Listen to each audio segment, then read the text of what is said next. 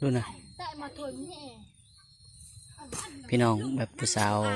เสียญาเนาะอันนี้คือผู้สาวบ้านปะนี้เนาะนอนนะข้าวเลยอันกลางเนี่ยเด็กข้าวเลย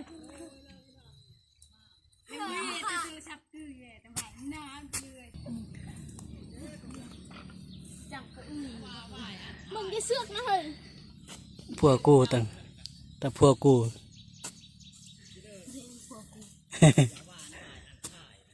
อันนี้เรียกว่าไอ้เบอร์ละเกินพร้อมเนี่ยไอ้ชอบเนี่ยใช่เลยดีแล้วเลยอันตัวหันตะเลือกอันนี้ดีตะ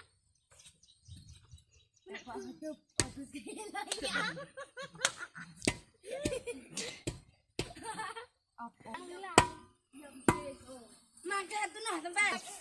โอ้เลยจะท่ายถึงเก่าอะโต๊ะอันนี้ไอชุดงวยโต๊ะไอ้น้อไอ้เอ้ยป้าไอ้หมวกอันนักลูดให้หนึ่งให้เฮ็ดเด้อลูกน้องเด้อจะได้หัวหน้าบ่จ่ายเงินให้ได้อันยูน่าโอ้เร็วเริ่มนั่นละหัวเลยนะหุ่นหน้าเฮ็ดปลูกมันปุดปลูกสวนมันสวนหญ้าพี่น้องป้างหายเยอะวังปืน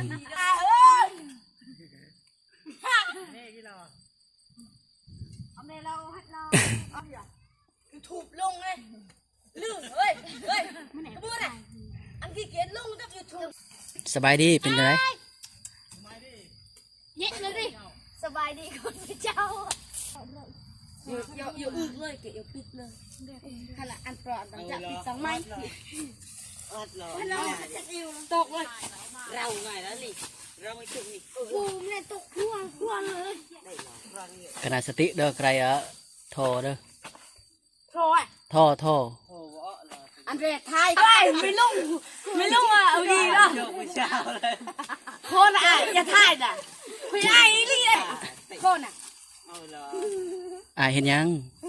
ไอ้กำลังเห็ดเบี้ยเราแก่เราเตะอ่ะเคยไอ้พี่ชอบพี่เช้าเลยโอ้ฝรั่งนอนพี่เชื่อนะงัดแล้วไงตะกี่ละ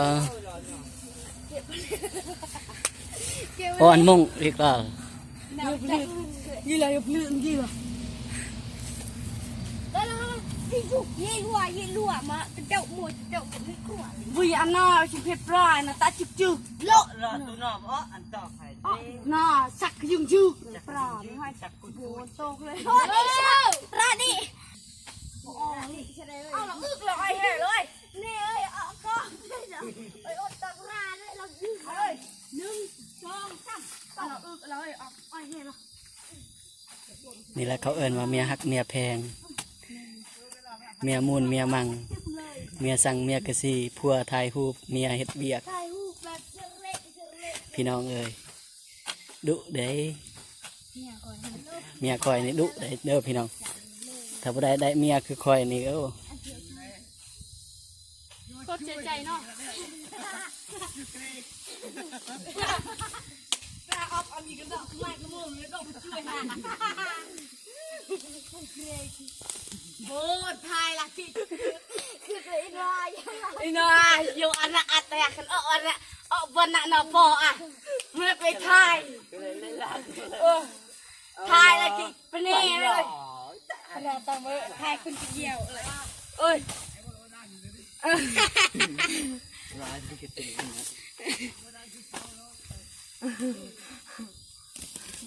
เลี้ยวกุดไล่ไหมอันก็ไม่จำไปเลี้ยวกุดไล่ตามมาได้ตั้งจึกยุ่มแกกามราถ้าเวียกมือเพลงเลยเวียกอันตรายจึกเวียกยุ่จึกมาหรอก็ดียากง่ายกันยัดอันแน่มันมือตา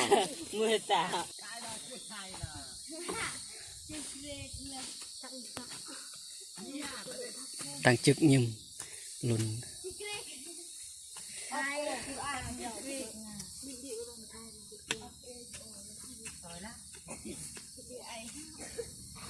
ไปเยี่ยม5 นาทีพอดีครับ ตุ่มยุ่ง จ้างลูกน้องเฮ็ด ชวน กา ร้าน ร กินละ เพราะว่าปีนี้ปลูกมันต้นปีนี้ บอกกับลูกน้องตัวยัน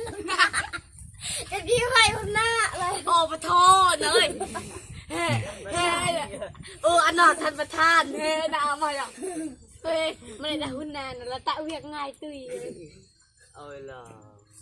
เฮ้น่ามาเหมือนทันประทาน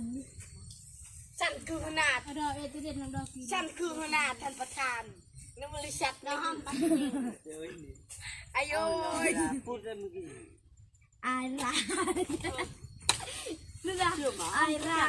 ตกสิ อันไหนจากแก้วนี่แน่เลย ก็โยกกันเลยไอเอร์จีมันลง เราต้องชอบวัดวัดดูดูลง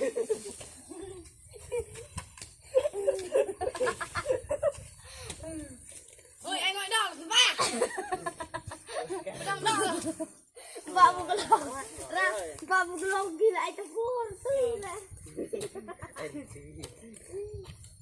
ท่านประธาน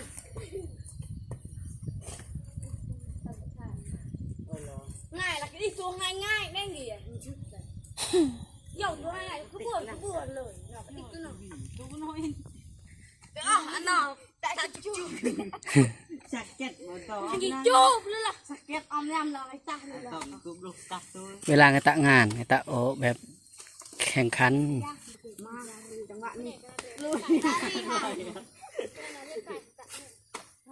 มาลบหน่อยมาไม่ละอ่อนตีเนี่ยละ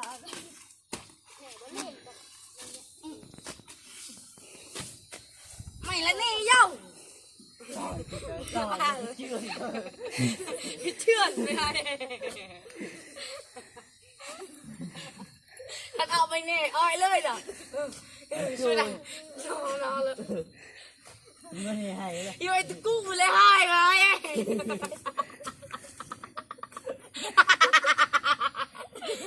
เฮ็ด แม่จี้อุ่นเก่าเออ เฮ็ดเด้อไอ้น้องเฮาเด้อเฮ็ดเด้อจ้างเด็กน้อยลูกเด็กน้อยนี่แหละไอ้เบาหล่อไอ้เบาหล่อไอ้เบาหล่อ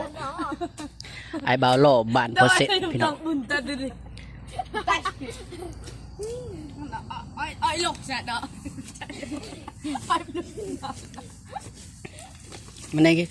โย่ไว้ง่อยตัวยินด้วยจุน ไปเฮงดอกให้มาขึ้นมันก็เลยยากอ้ำไม่ชัวดอก ตัวมังกรไม่รู้โย่ไม่ยอมโหก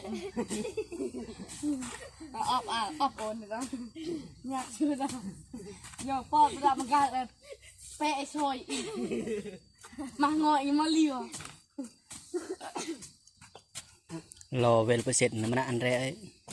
มันอะใส่แก้มข้าวชื่อน้องห้อยเตี้ย